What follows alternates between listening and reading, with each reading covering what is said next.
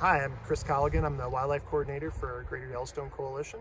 I spent about 10 years working on this project with Forest Service, Game and Fish, Wyoming Department of Transportation, as well as others, especially the local landowners. And we went through a very lengthy planning process that involved a wildlife coordinating team, as well as an overall advisory committee for this project.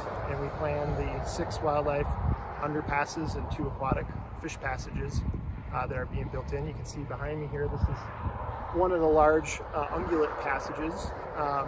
What we did in advance of this project, and working with a bunch of local and regional partners, we placed camera traps at each of these sites and documented what kind of movement was happening. This site in particular is really important for migrating elk, mule deer, and we also saw a few moose in this corridor.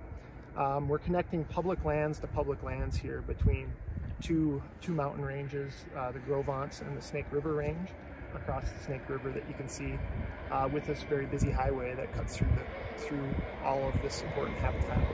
On planning, one of the things that we worked through was all of the different alternatives, and a lot of this work occurs just by looking at maps, sitting down with partners, working through the finer details to figure out what is the best location and where does the data support that collisions are occurring, and where we want to improve connectivity. And this point, you can see you have houses, development here to the north, development to the south. In this location, we have Forest Service, as well as a really complicated geological instability area that required additional retaining walls and a lot of concrete in the ground. So this site is one of the few places in this corridor that we have public lands on both sides of the highway and of the river.